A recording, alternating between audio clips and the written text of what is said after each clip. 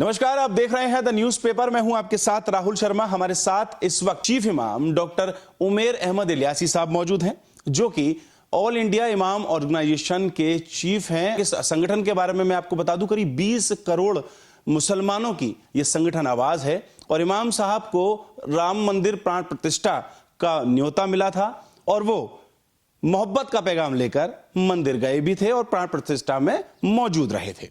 हमारे साथ इमाम साहब हैं, हम इमाम साहब से जानेंगे। सबसे पहले सर सवाल ये कि आप 5 लाख इमामों के चीफ हैं, संगठन को आप चलाते हैं, चीफ भी हैं, तो क्या 5 लाख लोगों में से किस तरह का आपको सपोर्ट मिला? क्या कुछ माहौल था जब आप राम मंदिर प्राण प्रतिष्ठा में जाने वाले थे? ये बहुत अच्छा सवाल आपने किया राहुल। ये मेरे लिए बड़ी दुविधा थी। मैं आपको, मेरी ज़िंदगी का ये सबसे बड़ा फैसला था। मुझे अपनी ज़िंदगी में इतना बड़ा फैसला लेने के लिए इतना टाइम नहीं लगाना पड़ा। इस पर मुझे 2 दिन तक विचार करना पड़ा। अगर मैं संगठन में इस बात को रखता तो मुझे मालूम था कि मुझे जाने से मना करे जाएंगे। मुझे मालूम था कि ये मुझे किसी से इस पर विचार विमर्श नहीं करना है। मैंने किसी से भी इसका पर विचार नहीं किया। मैंने सीधा सीधा अपने ईश्वर से विचार किया। और मेरे मन में फिर यही विचार आया कि ज़रूर जाना चाहिए, देश हित में जाना चाहिए। उसी पैगाम मोहब्बत को लेके मैं चला गया। मेरा विरोध बहुत हो रहा है, मुझे अंदाज़ा था विरोध होगा, लेकिन इतना विरोध होगा मुझे इसका अंदाज़ा नहीं था बेटा। मतलब आपने संगठन से पूछे बिना या संगठन के, क्योंकि आप चीफ इमाम भी हैं, तो उसको दरकिनार कर कर आपने डायरेक्ट सिर्फ अपने स्वयं को सोचते हुए ये डिसीजन लिया?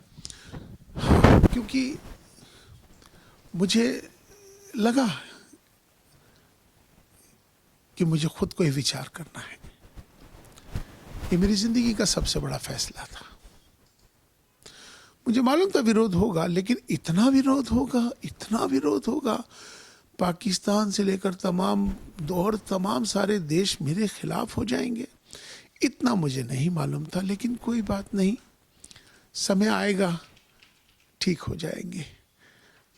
विरोध करने वाले ठीक है, अपना उनका एक नज़रिया है, मैं उनको बुरा नहीं कह रहा हूँ, ठीक है, अपना अपना एक नज़रिया है, अपनी लोग सोच है। लेकिन मैं सबको यही पैगाम देना चाहता हूँ कि जब सुप्रीम कोर्ट का फैसला आने से पहले जब देश की तमाम जितनी भी मुस्लिम संगठन थे, मेरा खुद का संगठन भी था उसमें, जब सबने मिलकर एक फैसला ले लिया था कि सुप्रीम कोर्ट का फैसला जो भी आएगा हमें मंजूर है, तो अब विरोध क्यों? या तो विरोध पहले करना चाहिए था। जब आपने सुप्रीम कोर्ट के फैसले को मानने के लिए सबने तय कर लिया था, तो अब विरोध क्यों हो रहा है? मुझे समझ में नहीं आता ये विरोध क्यों है। जबकि सुप्रीम कोर्ट के ऑर्डर से भारत सरकार ने, प्रदेश ने 5 एकड़ की लैंड मस्जिद के लिए अलॉट भी कर दी है उसके बदले में। तो मुझे लगता है कि अब तो मस्जिद बनाने की बात होनी चाहिए। अब तमाम सबको मिलकर एक भव्य मंदिर बन रहा है, बन गया है, अब एक भव्य मस्जिद भी बन जाए। तो जब सरकार ने लैंड दे दी, सबको मिलके बनानी चाहिए, तो उसमें अब झगड़ा क्या है? ट्रस्ट भी बन गए। तो इसलिए मेरा कहना है कि अब हमें विरोध न कर कर संगठित होने की बात करनी चाहिए। और भारत के हर भारतीय को वो जो 5 एकड़ की जो मस्जिद की जगह मिली है, सब उसमें अपना योगदान दे और उस मस्जिद को बनाए और भारतीयता और भारत को मजबूत करें। आपने अभी कहा कि विरोध हो रहा है और मुझे लगता है कि ठीक हो जाएगा। हमें आप कैसे बता सकते हैं इस बात को कि ठीक हो जाएगा? और कौन लोग हैं जो माहौल को अभी आपके विरोध में ले जाने की कोशिश कर रहे हैं, यहां से पाकिस्तान तक? बहुत अच्छी बात कही आपने। ऐसा होता है कि जिन्हें विरोध करना होता है वो विरोध करते हैं, उनका काम विरोध करना ही होता है। मैं तो बस यही कहूँगा कि अपना नज़रिया बदलिए, नज़ारा बदल जाएगा। आप इस समय विरोध कर कर अपने आप को कहाँ खड़ना चाहते हैं? अब जितना होना था वो हो गया, अतीत को भूलना चाहिए। आने वाली जनरेशन्स हैं हमारी, हम उनको क्या दे के, यही लड़ाई झगड़ा दे के जाना चाहते हैं? क्या हम ये आपस में हिंदू मुस्लिम करके दिखा के देना चाहते हैं? मुझे लगता है कि अब हमें सबको भूलना चाहिए, आपस में मिलके रहना चाहिए और भारत और भारतीयता को मजबूत करना चाहिए। एक सवाल ये भी है कि हम लोग जब वहाँ अयोध्या कवर कर रहे थे तो मस्जिद गए थे जहाँ अलॉट की गई है, वहाँ जब कुछ नहीं बन रहा है, अभी वहाँ कोई सिचुएशन नहीं है बनने की, तो वहाँ जाके लोगों का आसपास का कहना था कि सरकार नहीं बनवा रही है। अभी तो लोग यही अवेयर नहीं है कि वहाँ पर जो है ट्रस्ट जो है बन चुकी है, तो अब अगला कदम ये होना चाहिए ना कि वहाँ पर काम शुरू हो जाना चाहिए। भाई मंदिर से ट्रस्ट से मंदिर बना, ट्रस्ट से मस्जिद बनेगी। हाँ, मुझे लगता है कि इसको करने की ज़रूरत है और भारत सरकार और उत्तर प्रदेश सरकार सब मिलकर इसको अब आगे देखें और वहाँ मस्जिद बनने से एक देश के अंदर एक अच्छा वातावरण बनेगा। और मुझे लगता है कि वो एक ऐसी मस्जिद बननी चाहिए जो वो मस्जिद खाली मुसलमानों की नहीं होनी चाहिए, वो मस्जिद भी राष्ट्र मस्जिद होनी चाहिए। जब ये राष्ट्र मंदिर है तो वो राष्ट्र मस्जिद बने, सबके लिए बने, वहाँ हॉस्पिटल्स बने, वहाँ पर एजुकेशन सेंटर्स बने, वहाँ लाइब्रेरी बने, वहाँ पर ऐसी चीज़ें सब बने जिससे कि सबको लाभ मिले, इसीलिए वो राष्ट्र मस्जिद कहलाएगी। क्या लगता है आपको कि अब आप तो राम मंदिर प्राण प्रतिष्ठा में रहे, मस्जिद की उद्घाटन होगा तो आपको बुलाया जाएगा या उसमें भी विरोध के स्वर निकलेंगे? देखिए, मैंने कहा ना कि जो विरोध करते हैं उनका काम विरोध करना होता है, और जो विरोध करने वाले लोग हैं मुझे लगता है कि राष्ट्र विरोधी हैं, वो मेरा विरोध नहीं कर रहे हैं, इस समय राष्ट्र का विरोध कर रहे हैं। 20 करोड़ मुसलमानों का विरोध कर रहे हैं जो आपको मानते हैं। यकीनन अभी जिस तरह से पाकिस्तान ने अपनी नाराजगी जाहिर करी, तो मैं उस पाकिस्तान को भी आज चीफ इमाम होने के नाते एक नसीहत करना चाह रहा हूँ। उन्होंने तो हमें नसीहत करी है कि यहाँ का मुसलमान डरा हुआ है, खतरे में है, तो उल्टा मैं चीफ इमाम होने के, भारत के चीफ इमाम होने के नाते पाकिस्तान को अब नसीहत कर रहा हूँ कि वो अपने गिरेबां में झांक कर देख लें। वहाँ की आवाम न खाने को है, न वहाँ रोजगार है, न वहाँ बिजली है, न वहाँ पानी है। वहाँ के हालात बद से बदतर होते चले जा रहे हैं। तो वहाँ की जो आवाम है, जनता है, वो अब कह रही है कि हम तो अच्छा था कि जब भारत में रहते थे जब ही अच्छे थे। अच्छा। तो मुझे लगता है कि अब ये वक्त आ गया है कि अब पाकिस्तान को घर वापसी कर लेनी चाहिए। तो आपका बड़ा बयान, हम इसको मान सकते हैं। और कुछ लोग संपर्क में हैं आपके वहाँ जो कह रहे हैं, आपसे बात होती है? पूरा पाकिस्तान हाहाकार मचा हुआ है। पूरे पाकिस्तान पे अगर आप सोशल मीडिया पे देखें तो वहाँ की आवाम उनकी सरकारों से नाराज हो चुकी है। वहाँ जो आतंकवाद उन्होंने पाला था, उस आतंकवाद जो पले हुए को आज उन्हें ही वो डस रहे। तो हमारा देश तो पहले से कहता आया है कि आतंकवाद को ख़त्म करना चाहिए।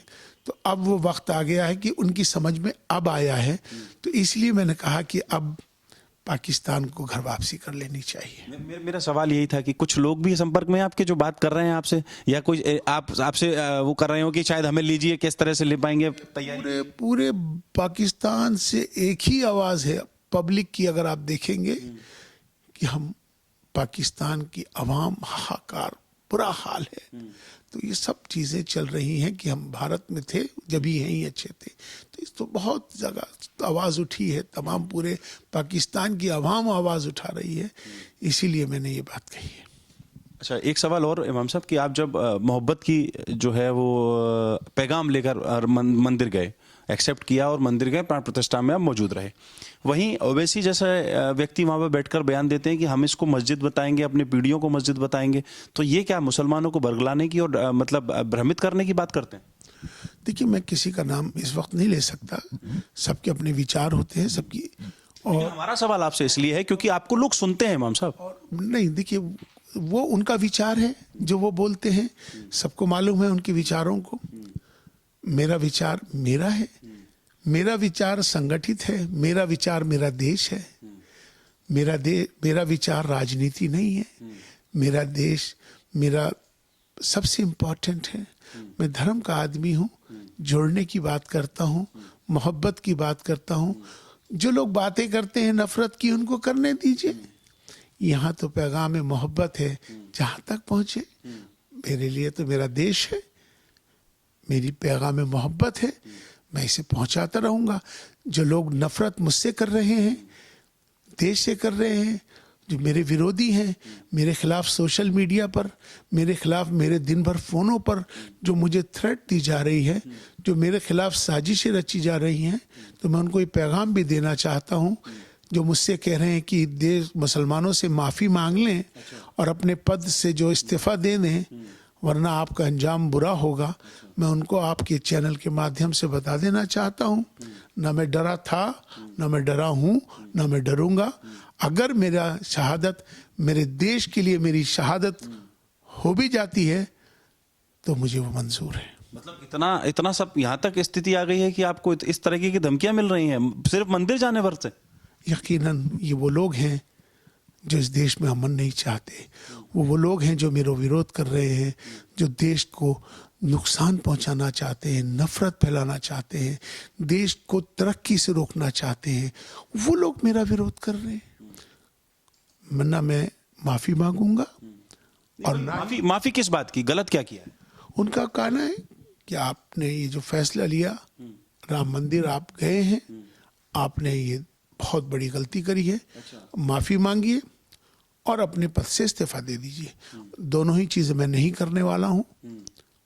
मैंने कहा ना कि मैं अपने देश के हित में किया था और देश के हित में कर रहा हूँ।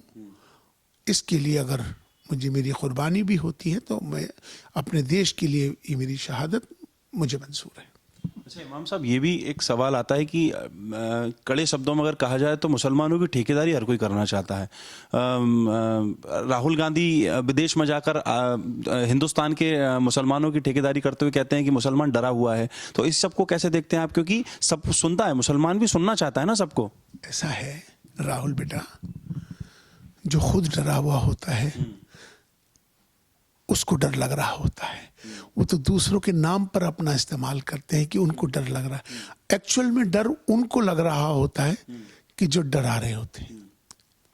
तो ये क्यों, मतलब मुसलमानों को डराने की और धमकाने की बार बार ये क्यों कहा जाता है सबके द्वारा कि मुसलमान डरा हुआ है? आपको क्या लगता है? ये सिर्फ मुसलमानों पे तो राजनीति होती आई है। आपसे पिछली जो सरकारें थी, हम उन सरकारों ने आज तक तो डरा डरा के ही तो हमारा वोट का इस्तेमाल किया, डरा डरा के ही तो हमारा इस्तेमाल हुआ है। लेकिन अब मुसलमान पढ़ लिख चुका, समझता है। अब मुसलमान न तो डरता है, न डराता है, और न मुसलमान किसी को परेशान करता है। अब मुसलमानों को समझ में आ चुका कि हमारी राजनीति बहुत हुई, हमारे को इस्तेमाल किया गया, तो अब वक्त बदल गया है। वक्त बदल गया है। तो मोदी सरकार एक नारा देती है, सबका साथ, सबका विकास, सबका विश्वास। तो क्या ये नारा सटीक बैठता है इमाम साहब के हिसाब से? नहीं, खाली इमाम साहब के इसलिए इमाम साहब, इसलिए क्योंकि इमाम साहब अकेले नहीं है, इमाम साहब 20 करोड़ मुसलमानों का नेतृत्व कर रहे हैं। इसीलिए मैं कह रहा हूं कि खाली इमाम साहब के लिए नहीं, पूरे भारत के लिए। आज का जो भारत है, जिस तरह से भारत आज हमारा चांद पे पहुंच रहा है, यशस्वी प्रधानमंत्री श्री नरेंद्र मोदी जी के नेतृत्व में आज पूरे विश्व में भारत का जो 5वीं रैंकिंग है इस समय आर्थिक, आज भारत चांद पे पहुंचा। आज भारत सूरज की तरफ अग्रसर है, भारत विश्व गुरु बनने के लिए अग्रसर है।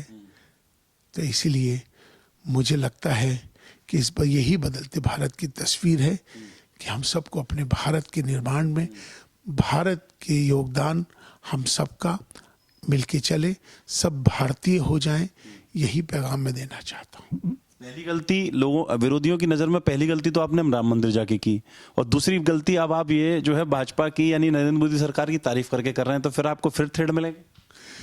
देखिए, सच को कहना बुरी बात नहीं है। सच को बोलने वाला तकलीफ भी होती है, सच बात है। लेकिन मैं इमाम हूँ, चीफ इमाम हूँ, हक बात और सत्य बात बोलनी भी चाहिए।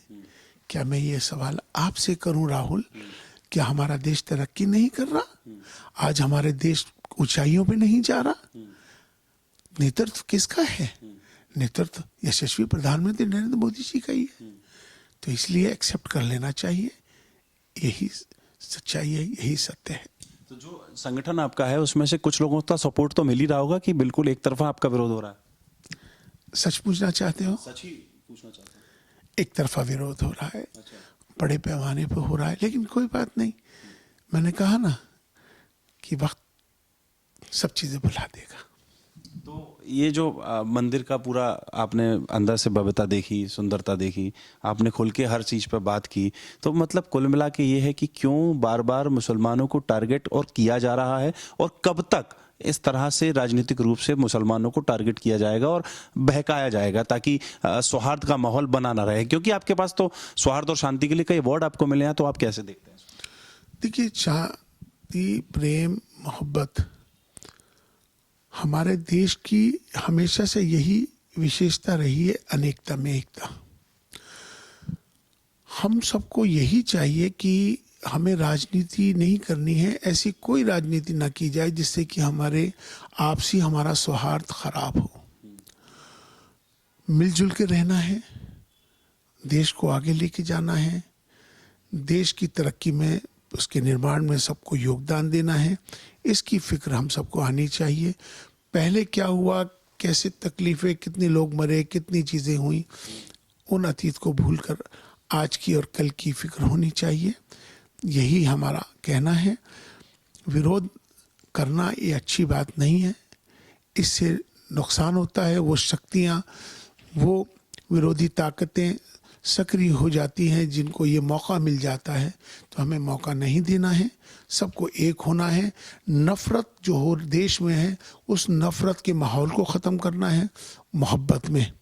तो इसी के लिए आज हमें सबको इकट्ठा होने की अब ज़रूरत है, एक होने की ज़रूरत है।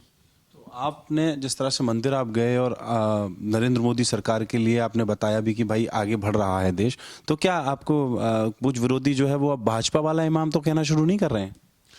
देखिए, कोई मुझे क्या कहता है नहीं कहता है ये उसका विचार है, लेकिन मैं यही कहना चाहता हूँ कि अपने लिए देश हमें देता है सब कुछ, हम भी तो कुछ देना सीखें। ये भाव हमारे सबके अंदर आना चाहिए और देश आगे बढ़े, उस पर बात होनी चाहिए। लास्ट में एक सवाल बस ये कि आप क्योंकि सौहार्द और शांति की बात करते हैं और करते आए हैं, तो आप देश की जनता को और देश के मुसलमानों को क्या एक पैगाम और संदेश देना चाहते हैं? खाली मैं मुसलमानों को नहीं, मैं यही कहता हूँ कि हमें सबको धर्मों से ऊपर उठकर एक भारतीय हो जाना है। तो मेरा पैगाम भी हर भारतीय के लिए होना चाहिए कि हम भारतवासियों को क्या करना चाहिए। तमाम मैं भारतवासियों को सबसे पहले तो जो गणतंत्र दिवस जो 75वां हमारा गुजरा है, उस सबको मुबारकबाद पेश करता हूँ। और फिर साथ में सबको ये कहना चाहता हूँ कि जिस तरह से देश हमारा आज चांद पे पहुँच रहा है, पहुँच गया है और सूरज की तरफ जब बढ़ रहा है, और हमारे टेक्नोलॉजी में आईटी और तमाम देश की तरक्की जिस तरह से विश्व में आगे बढ़ रही है, आर्थिक स्थिति में 5वां नंबर हमारे देश का आ चुका है, तो इसमें सबका योगदान है। तो सब भारतीय एक होकर मिलकर अपने देश के लिए आगे बढ़ें। यही हमारे लिए, आने वाली जनरेशन्स के लिए यही मेरा पैगाम है, यही हमें करना है। तो ये हमारे साथ सीधे तौर पर जुड़े हैं, लेकिन मैं एक सवाल मेरा एक आखिरी और रह गया कि जब नरेंद्र मोदी सरकार से आप टच में रहते हैं, मोहन भागवत के आप टच में रहते हैं, और बीते दिनों यहाँ पर आना भी हुआ था, तो किस तरह की बातें साथ में बैठकर होती हैं, किस तरह की बातें माहौल बनता है साथ में? देखिए, पिछली मर्तबा आपको याद होगा कि हमारे सर संघ चालक आदरणीय मोहन भागवत जी ये मुझसे मिलने के लिए इमाम हाउस आए थे। वो पहली मर्तबा इमाम हाउस किसी मस्जिद में आए थे कि, और फिर मेरे कहने से वो एक मेरा जो बड़ा मदरसा है उसमें भी गए थे। उनका आने का मकसद कोई राजनीति नहीं है, उनका आने का मकसद मेरा पारिवारिक, मेरे उनके साथ संबंध है। उनका आने का मकसद आपस में मिलना, मोहब्बत है। जिस तरह से वो मेरे यहाँ पर आए थे, इसी तरह से मैं भी वहाँ गया हूँ। तो इस तरह से आने और जाने से आपस में संवाद बनता है, आपस में मोहब्बत होती है, इख्तलाफ ख़त्म होता है, अंडरस्टैंडिंग्स खत्म होती हैं, इससे एकजुटता आती है। इन संवाद को हमें बरकरार रखना चाहिए कि वो मैं मंदिर जाता हूँ, वो मस्जिद आते हैं, इसी तरह से चलता रहना चाहिए। मैं एक बात कह के अपनी बात को ख़त्म कर रहा हूँ। हमसे तो अच्छे वो परिंदे हैं जो मस्जिद पे भी जाके बैठते हैं और मंदिर पे भी जाके बैठते हैं, हमें उनसे सीखना चाहिए।